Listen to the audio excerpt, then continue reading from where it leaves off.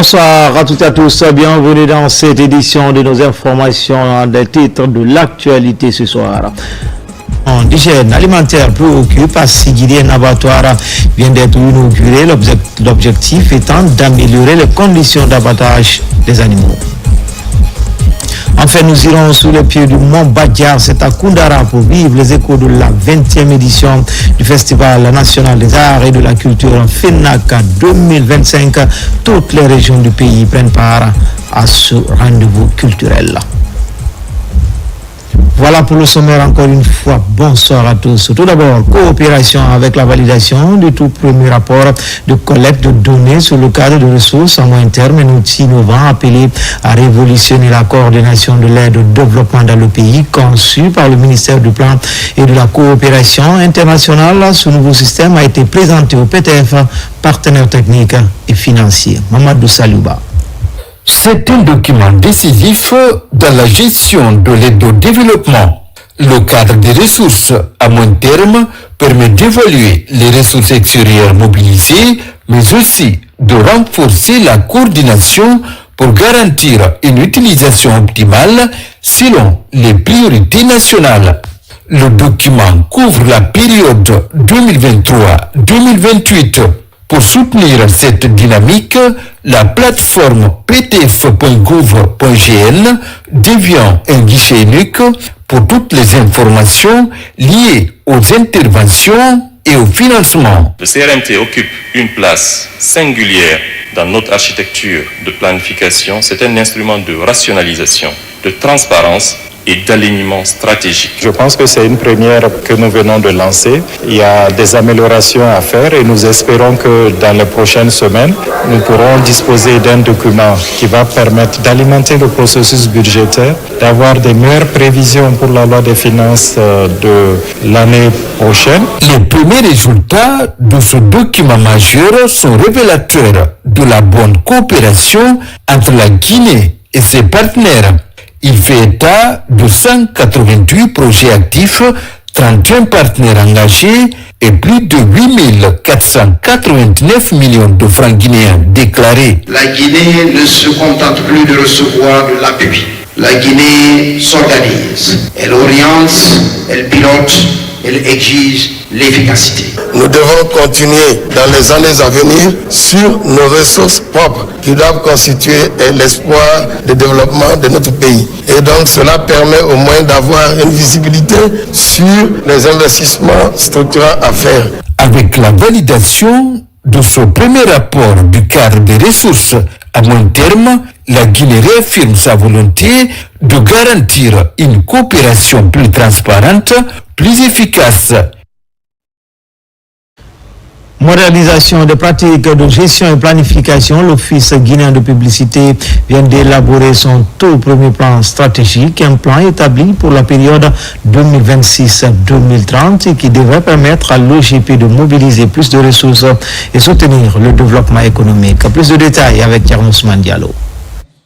Au ministère de l'Information et de la Communication, l'Office guinéen de publicité se dote d'un plan stratégique pour les 5 prochaines années. Tirant les leçons du passé et décidé à mener des réformes en profondeur, la direction générale de l'OGP sonne la fin du pilotage en vue dans la gestion avec une feuille de route bien établie. Vous savez, le plan stratégique pour une entreprise c'est très important parce que c'est ce plan-là qui nous permet de savoir exactement dans le futur où on va, quels sont nos objectifs, comment est-ce que notre société pourra se situer dans l'avenir. On a défini un certain nombre de valeurs qui vont être de base d'orientation pour le comportement de tout le personnel pour s'assurer que le plan stratégique qu'on va élaborer va être effectivement appliqué. Avec son plan stratégique, l'OGP entend surtout atteindre de meilleurs résultats et contribuer plus efficacement à l'économie nationale. Le plan stratégique envisage de pouvoir permettre à l'OGP d'engranger 150 milliards de nos francs par an de chiffre d'affaires, contrairement aux 60 milliards actuels. Ça, c'est par exemple un objectif à l'horizon 2030 que le séminaire a pensé que l'OGP pourrait atteindre si toutes les stratégies mises en place sont respectées. Et je pense que la mise en œuvre ne fera pas défaut puisque désormais il y a une feuille de route.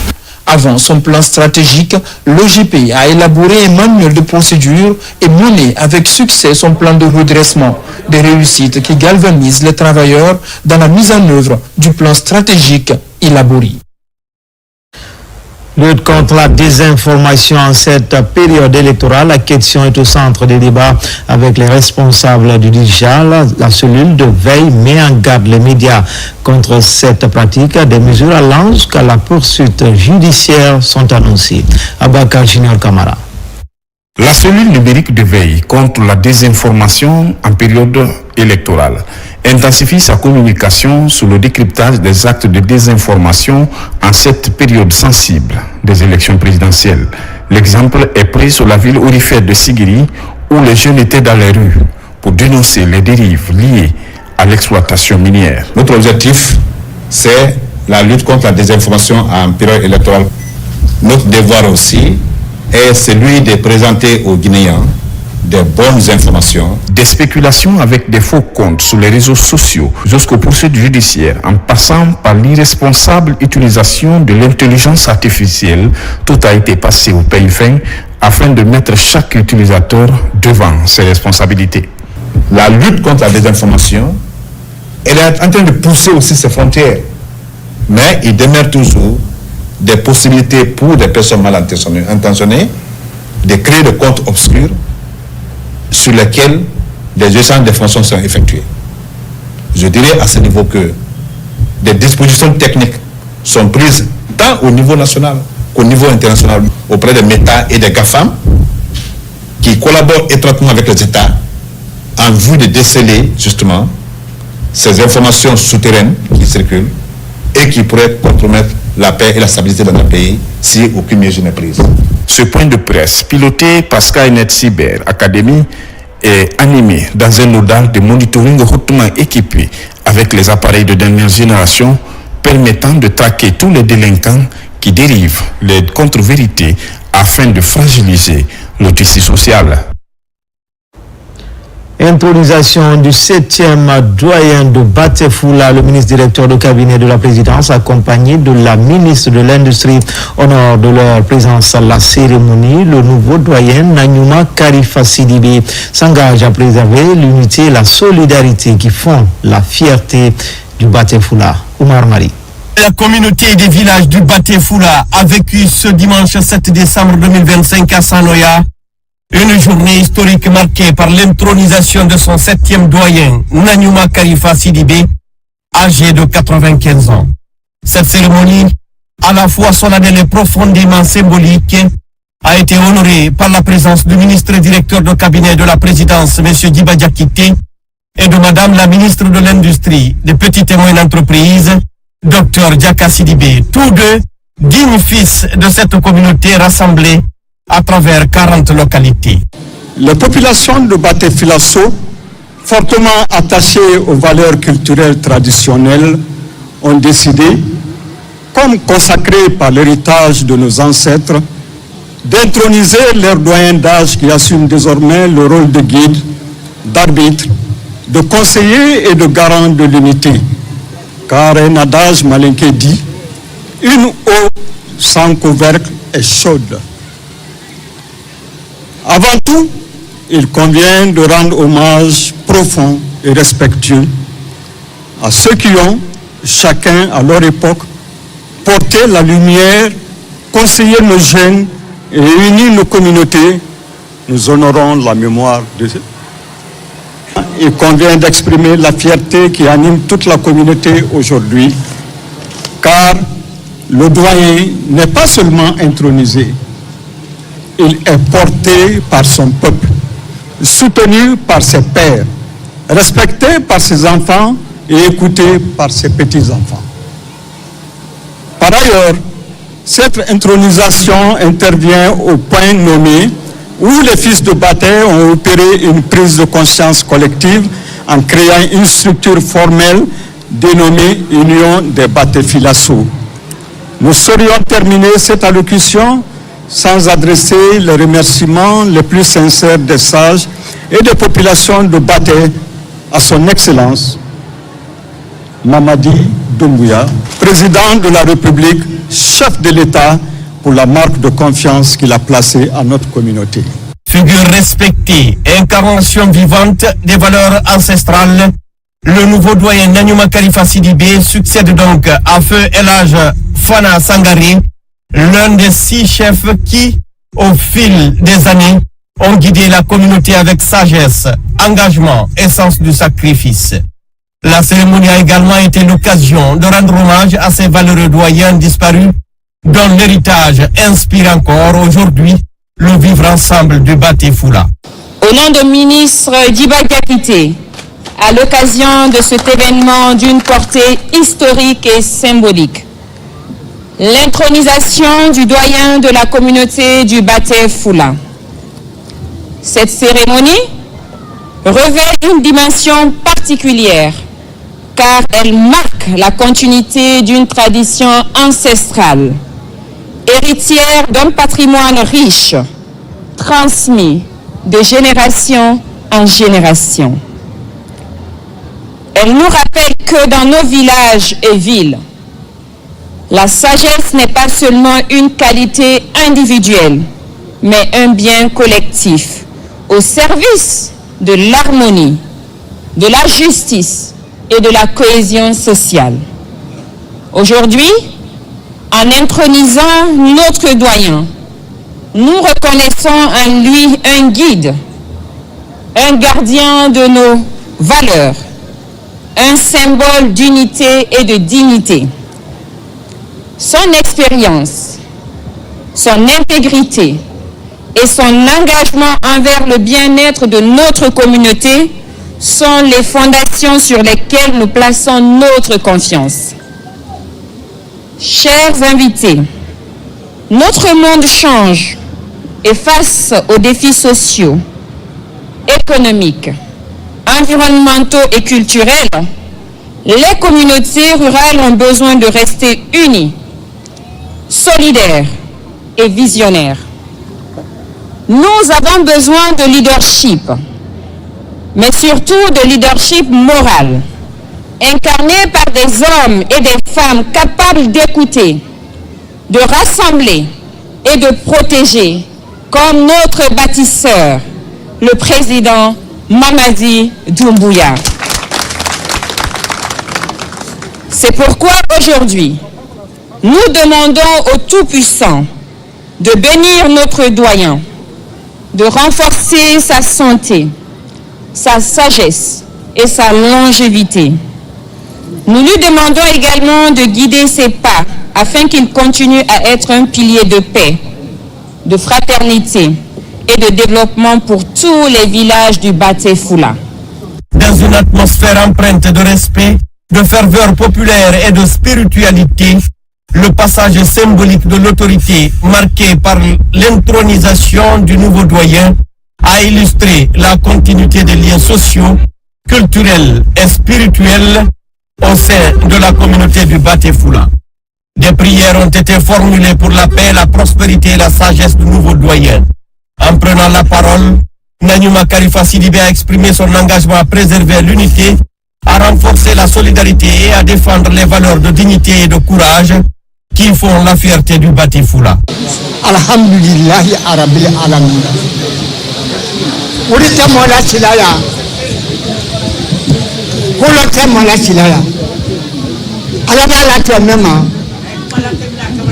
Jamadi benama. Namu. Wele silaya. Namu.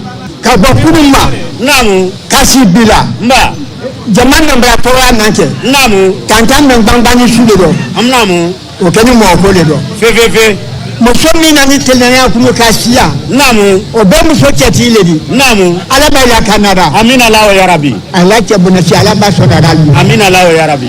Baraka mina ni baraka. Namu. Modi baraka kono do dia karo. Namu. Naka baraka ka iraka kina ni baraka. Namu. Alaba baraka le sarada. Amina lawo ya Rabbi. Mama zanga baraka la lubla. Namu. Na ene do keni mu marmu. Namu. Baraka sitambo mala. Namu.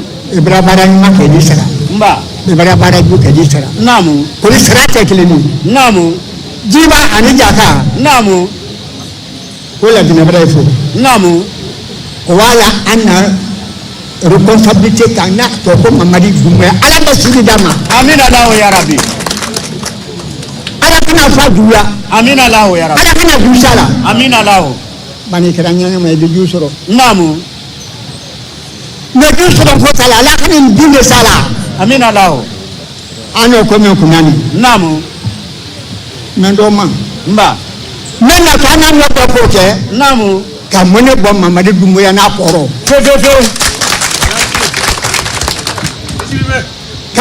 ka mone bo Mamadi Doumbouya na koro namu o tada kuni nedi mba amra do ko men amra do ko borka mba ala bela kanara amina Allah ya rabbi ko borka namu ala be bursa ala gina koro amina Allah ya ala bela gina bursa re koro amina Allah ya rabbi ala be kuma kan mena jama bu amina Allah ya rabbi ala be jama kuma kan mena bu mba jama nan fene nan ala jama sara amina Allah ya rabbi abra do alhamdulillah tay ko sara bala na ko aba la bana alhamdulillah ala bo kala amina Allah ya rabbi ka balo sona albanya ala bo kada amina Allah ka balo sona albanya ala bo kada amina Allah ka jamana suma ka suma baka ala taala ala bo kada amina Allah ya ni chala li horoma baraka li horoma nanum fa li horoma sallallahu alaihi wasallam. Désormais, le nouveau doyen sera chargé d'assumer plusieurs responsabilités essentielles: médiateur des conflits, garant des traditions, pilier de la cohésion sociale, guide moral et spirituel de l'ensemble des villages du Batéfoula.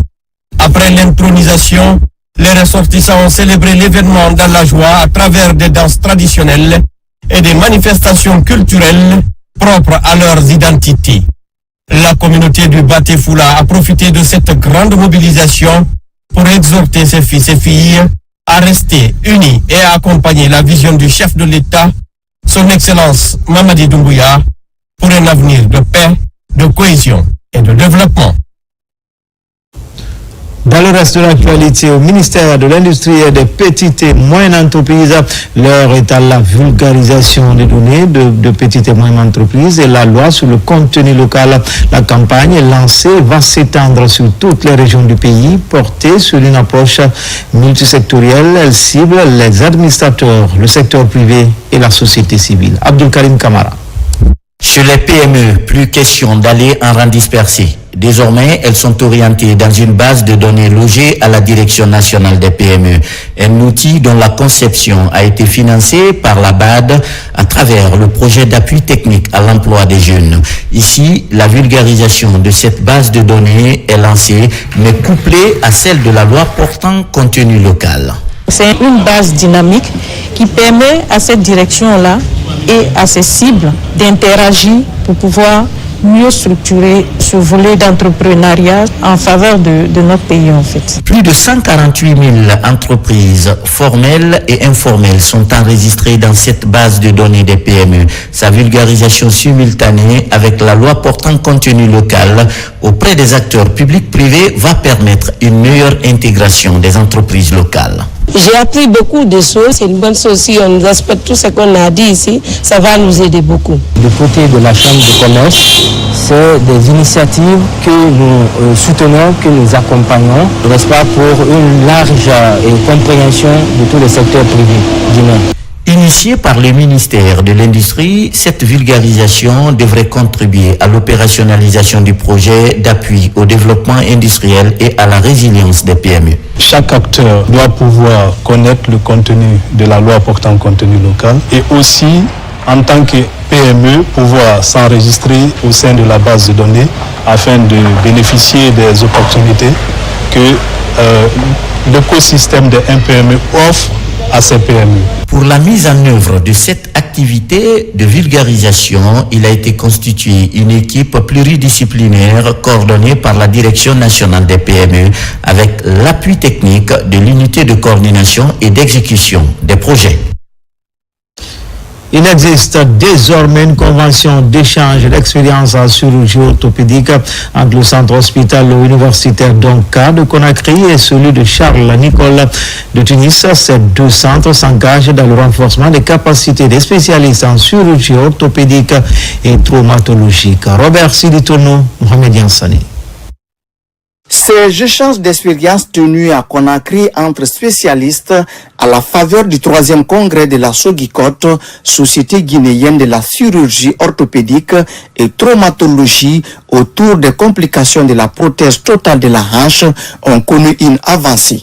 D'abord, par la signature d'une convention entre CHI Donka de Conakry et CHI Charles Nicole de Tunis à travers le professeur Léopold Lama et le professeur Ben Salah dans le cadre du traitement et de la prise en charge des patients. Je suis à la fois fier et content d'avoir signé cette convention.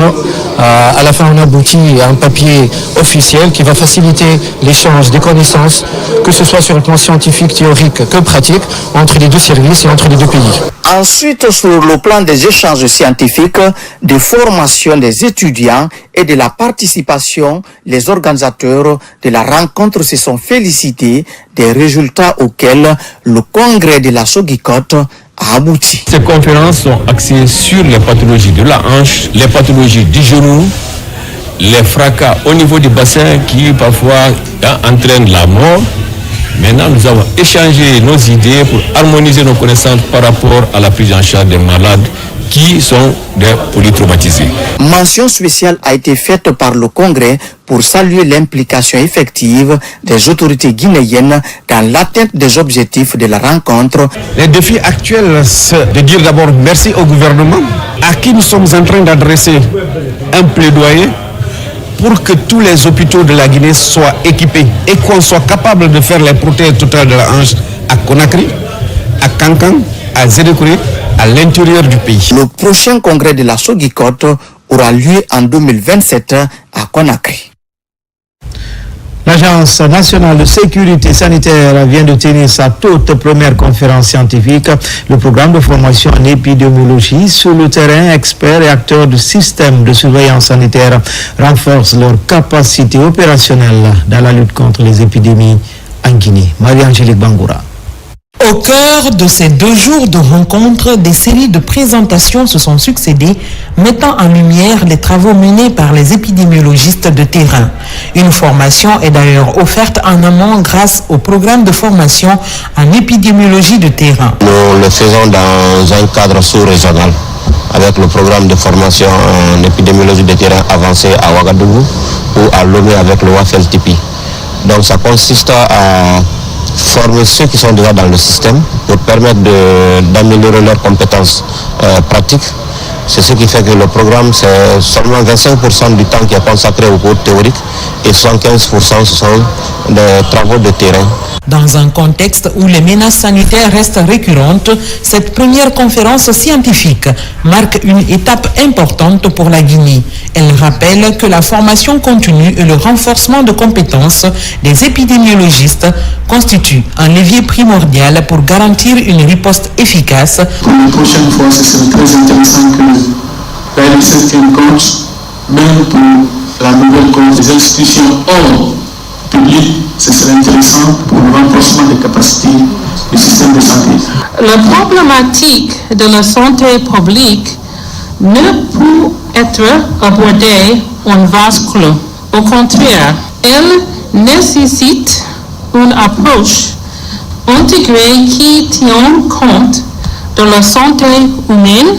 Créée en juillet 2016, l'Agence nationale de sécurité sanitaire, sous le leadership du Dr Sakoba Keïta, a été en première ligne dans la lutte contre les épidémies. Sa prise de parole, riche de retours d'expérience, a permis de revenir sur les différentes phases de riposte, notamment lors de la 2e épidémie d'Ebola. Une success story saluée pour sa coordination et la rapidité de la réponse.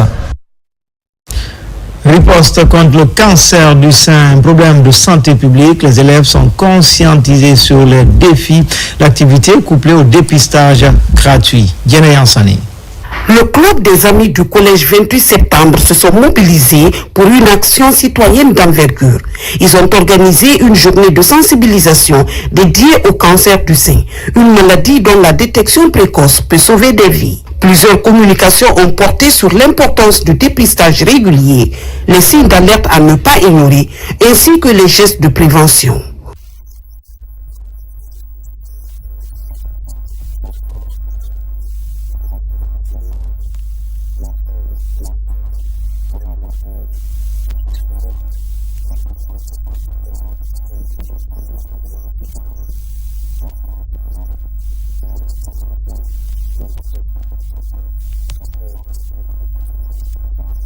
En marge des échanges, une opération de dépistage gratuit a été mise en place pour permettre aux femmes présentes d'effectuer un examen de contrôle sur place, accompagné de conseils personnalisés de la part de professionnels de santé.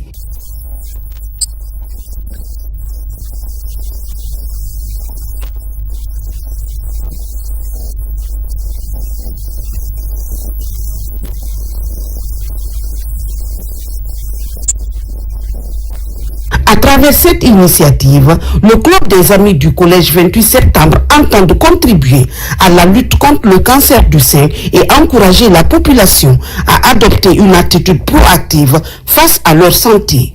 Une action saluée par les participants qui souhaitent voir ce type d'événement se multiplier dans la communauté. La sexualité en milieu scolaire, la problématique en débat qu'il y a des élèves venus des différentes concessions scolaires de la commune urbaine sont sensibilisés face à certains travers sociaux avec la présence massive des ados sur les réseaux sociaux. La santé sexuelle dans les écoles se pose en termes de défis. Kiana Marouba, Fanela Baya Kamara. C'est une conférence de débat entre professionnels de la santé sexuelle et élèves venus de différentes écoles de Kindia. Les images et autres vidéos qui circulent sur les réseaux sociaux ont une grande influence sur les adolescents, d'où le choix du thème lié à la gestion de l'âge de la puberté. Aujourd'hui, il y a même certains élèves qui prennent la photo de leur intimité, envoyer ça aux inconnus sur les réseaux sociaux.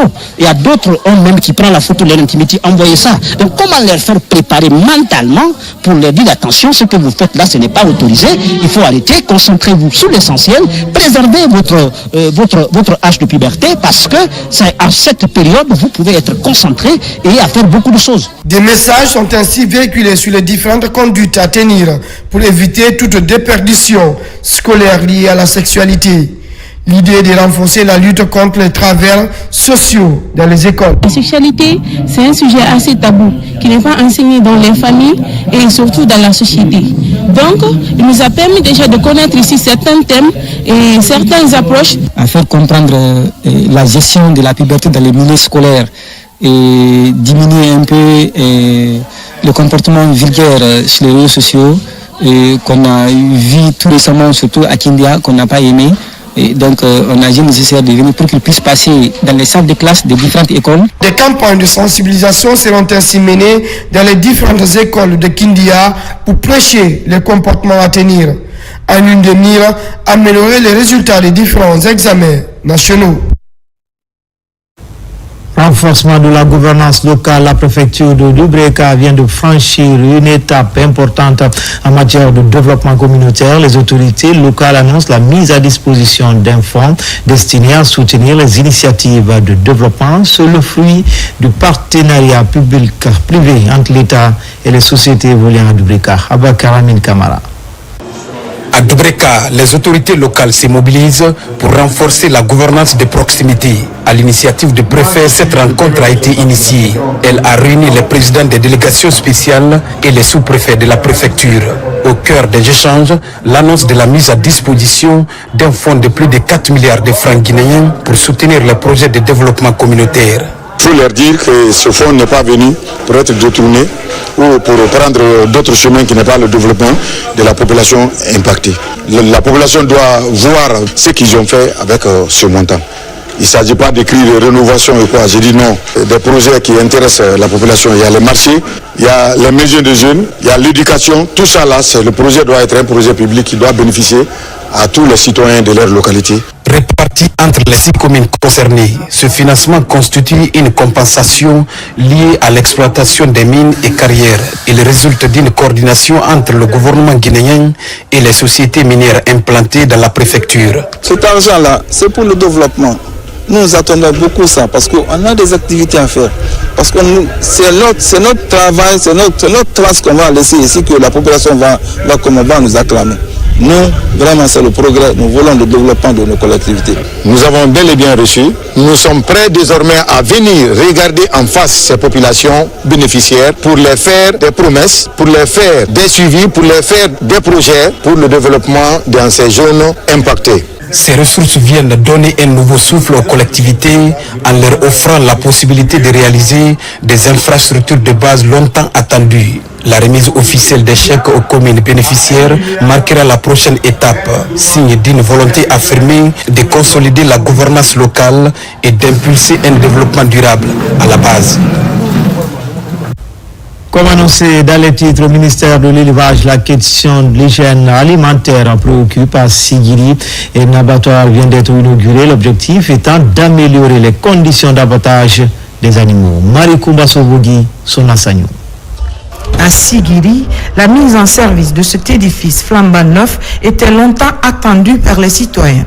Par cette coupe de cordon inaugurale, la cité de Mandembere est dotée à nouveau d'un nouvel abattoir moderne. Cet abattoir vient ainsi allonger la liste des infrastructures en cours de réalisation dans cette ville.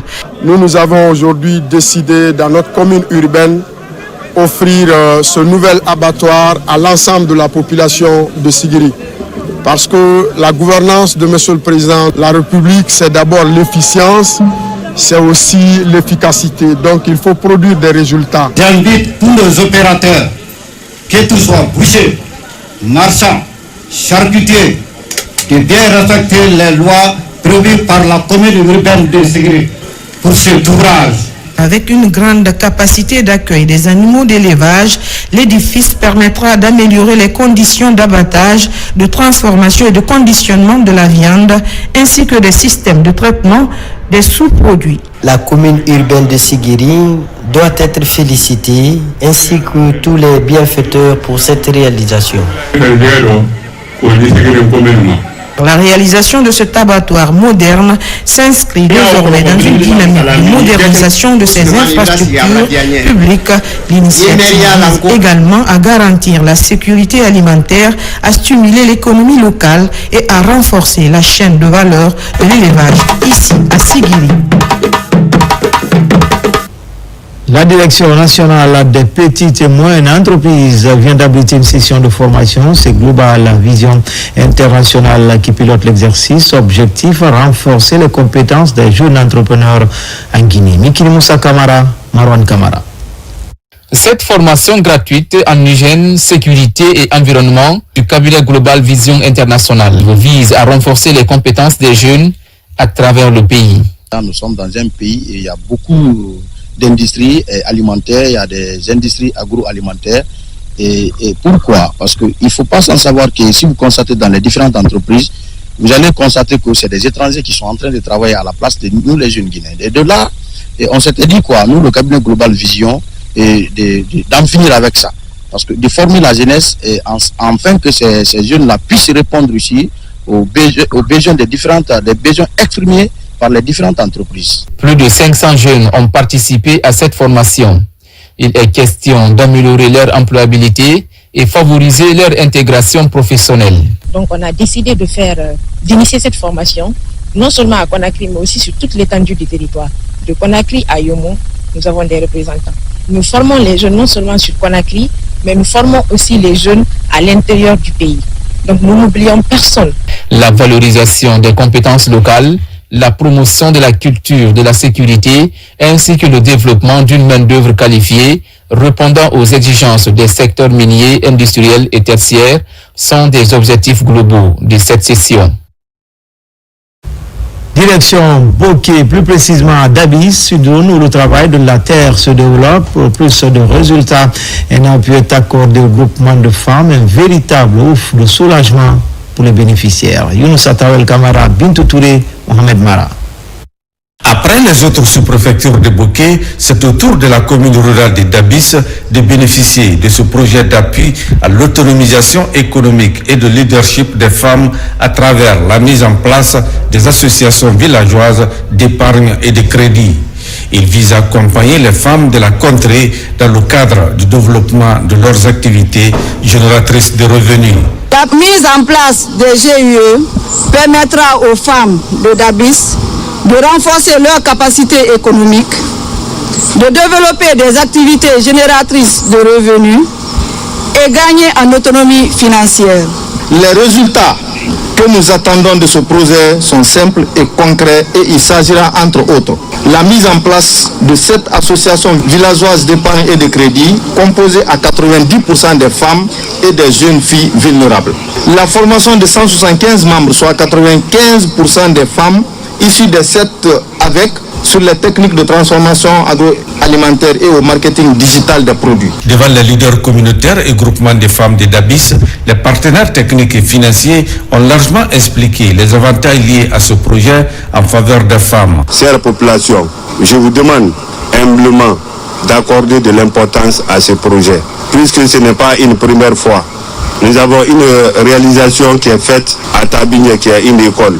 Si le même projet se retourne, je pense que c'est une bonne initiative. Le projet d'appui à l'autonomisation économique et de leadership des femmes est une initiative de la Fondation Orange mise en œuvre par l'ONG Adremgui et Child Fund dans la sous-préfecture de Dabis. La lutte contre la pauvreté en milieu rural est notre combat de la coopérative des femmes techniciennes et technologues de Cancan pour atteindre les grands enjeux. Un défi, un nouveau projet est officiellement lancé à Baté afin de transformer les femmes en atout pour le développement local. Djamoukaba, Toumani Sira Diallo. Dans le registre du renforcement des opportunités économiques au sein des centres d'apprentissage, la technologie s'impose pour garantir l'autonomisation féminine. Ce rendez-vous de Cancan dévoile les ambitions du projet d'inclusion numérique et financière destiné aux femmes. 2 institutions soutiennent le processus pour offrir aux cibles des compétences digitales capables de dynamiser leurs activités génératrices de revenus.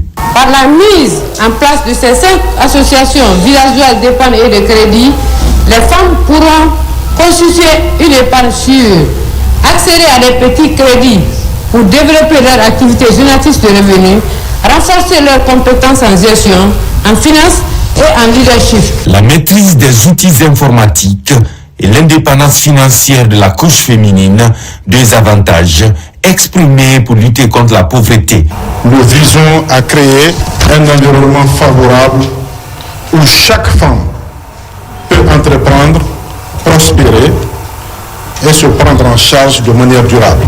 Par ce lancement officiel du projet d'autonomisation et de leadership à travers la mise en place de 5 groupes d'associations villageoises d'épargne de crédit dans la préfecture de Cancan, la coopérative des femmes techniciennes et technologues de Nabaya veut atteindre les enjeux du plan national. Sa vision est claire, transformer cette couche en atout pour le développement local durable.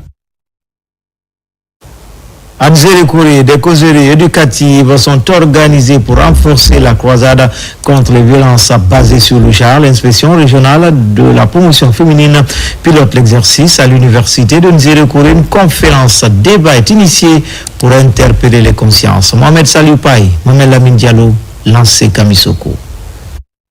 Au pied du mont Bronquetou, la commune rurale de Cinco franchit une étape importante dans la lutte contre les violences basées sur le genre. Des déclarations publiques d'abandon des mutilations génitales féminines sont faites au terme de plusieurs mois d'information, de sensibilisation et d'installation des structures de veille dans les communautés. Déclaration solennelle et suivant un consensus communautaire partagé. L'abandon définitif de la pratique de l'excision et du mariage d'enfants dans nos communautés villageoises. Nous nous engageons à mettre en œuvre dans nos différentes communautés.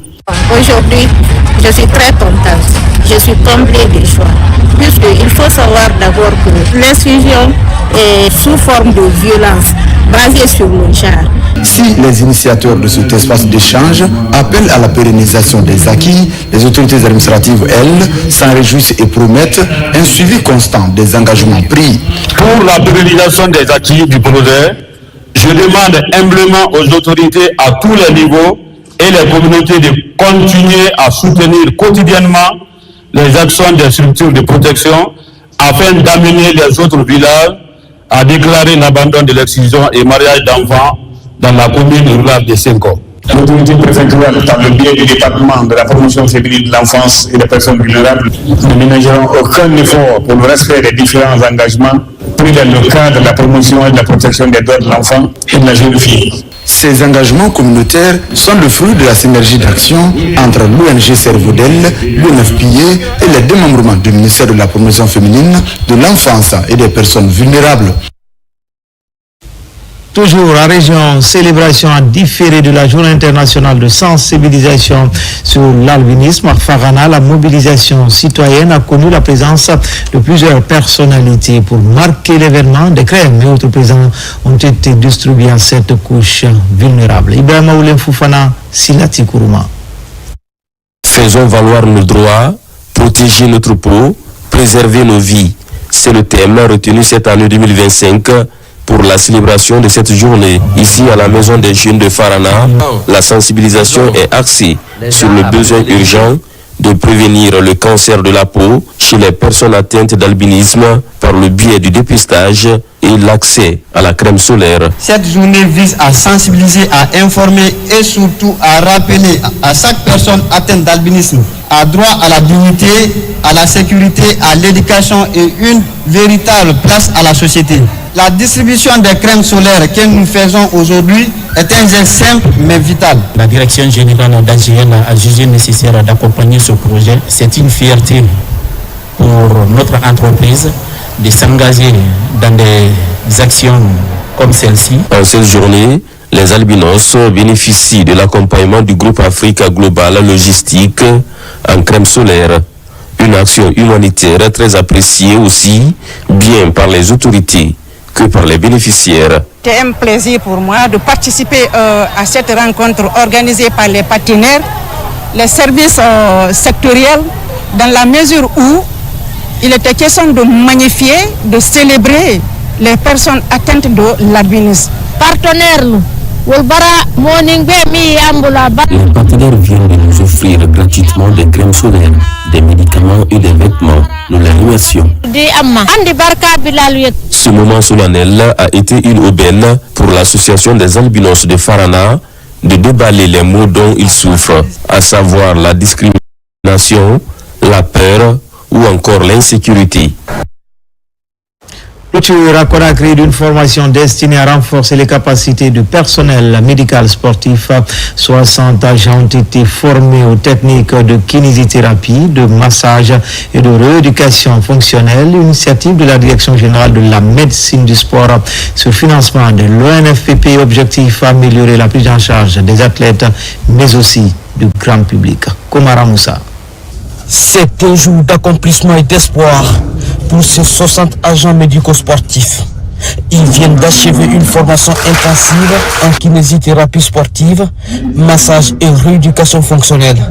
À l'origine de l'initiative, la médecine du sport sur le financement de l'Office national de formation et de perfectionnement professionnel. Ce certificat en kinésithérapie sportive, massage et rééducation fonctionnelle représente bien plus qu'une attestation pour nous. Il symbolise un véritable engagement à améliorer les conditions de santé de nos sportifs. Aujourd'hui, nous ne clôturons pas seulement une formation. Nous apportons notre pierre au renouveau du sport guinéen. Grâce à cette session de kinésithérapie sportive, vous êtes désormais outillés pour prévenir, traiter et accompagner nos athlètes avec des approches professionnelles, efficaces et adapté aux exigences du sport moderne. Ces nouveaux professionnels devraient jouer un rôle clé dans la performance sportive. Leur expertise contribuera à prévenir les blessures et améliorer la qualité de vie des personnes qu'ils accompagnent. Cette formation va apporter quelque chose de bien dans ma vie prochaine parce que ça me permettra vraiment de faire la prise en charge des athlètes, de leur performance, de leur permettre de faire une bonne récupération. Je recommande vivement à la médecine du sport de se rapprocher des différentes fédérations, des clubs, afin ne serait-ce que des essais, des stages, pour que vous puissiez bénéficier déjà de la pratique de la formation que vous avez bénéficié. Cette clôture marque le début d'une nouvelle aventure pour ces 60 agences médico-sportives. Leur utilisation rationnelle et judicieuse reste le principal défi. Mais Nawal, sur la nuit du sacre des entreprises et promoteurs miniers, thème retenu cette année, valoriser l'excellence et accélérer la transformation du secteur minier guinéen. L'idée de mettre en lumière l'excellence, l'innovation, la responsabilité, mais surtout les bonnes pratiques des acteurs du secteur. Saint-Martin Fancinadounou, Kandesila. Les mines Navars, la plus grande messe de distinction du secteur minier en Guinée. L'événement est à sa 4e édition. Une diversité d'acteurs du secteur extractif national mobilisés pour célébrer l'excellence, l'innovation et la responsabilité sociétale. Les mines Navars Guinée ne sont pas seulement une cérémonie de distinction.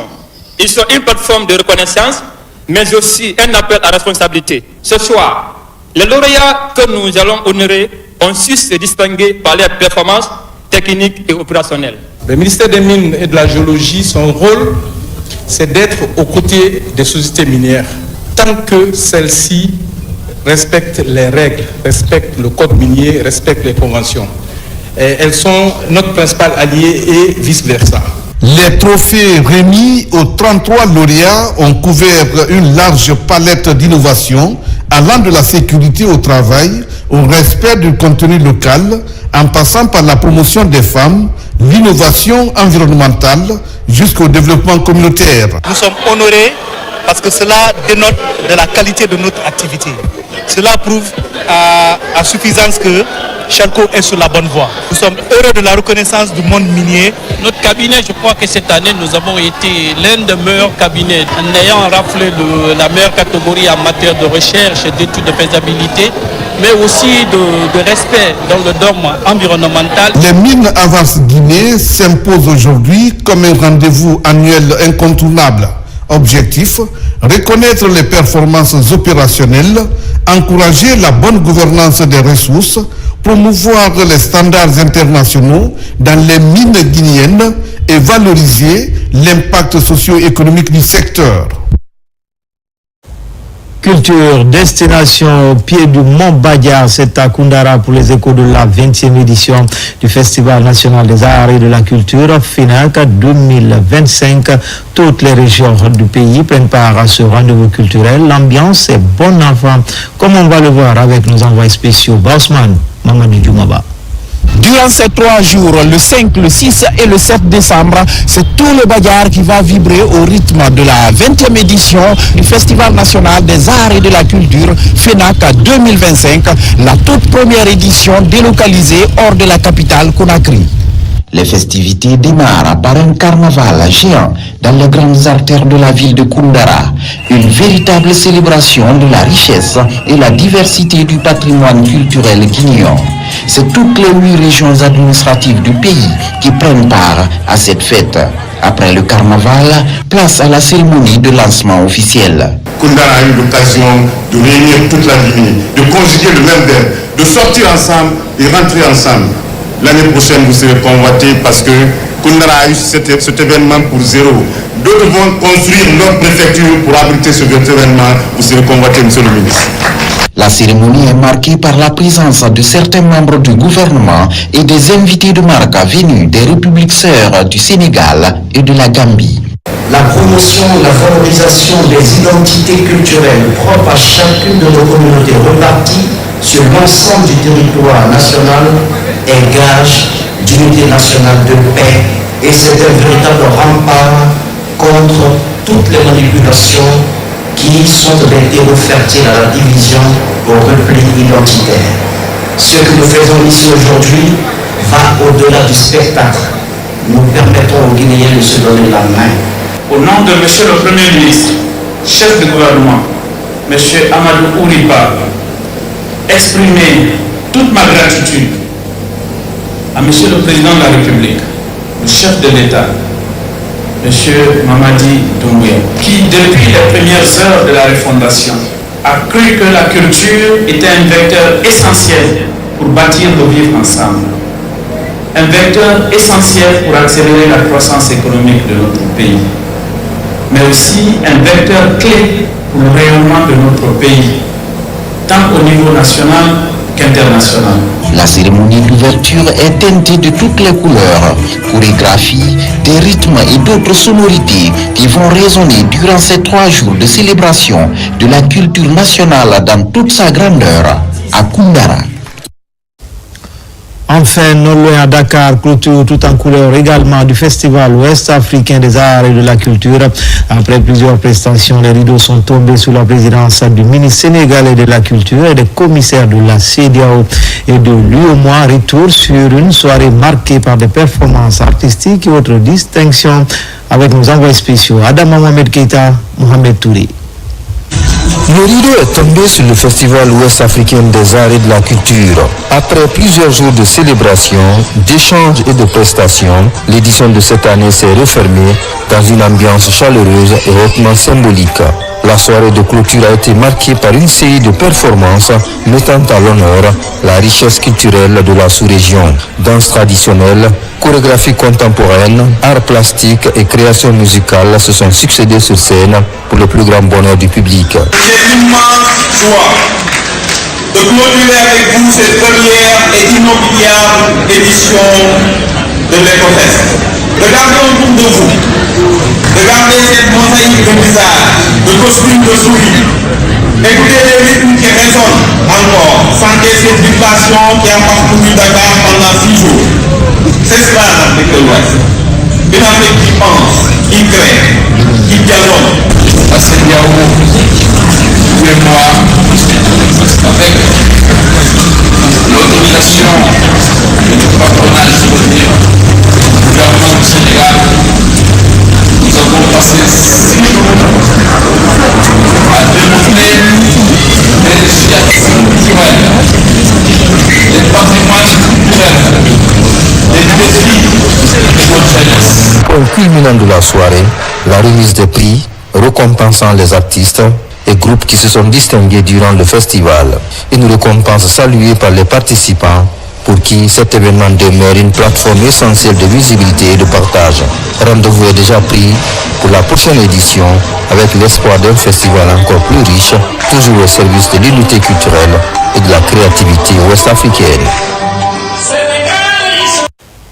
Et c'est ainsi que se termine ce journal. A grand été le plaisir pour moi de vous servir. L'actualité se poursuit sur le www.rtgguinée.info. À bientôt pour d'autres actualités sur la Guinée, notre paradis, terre de richesse et d'innovation.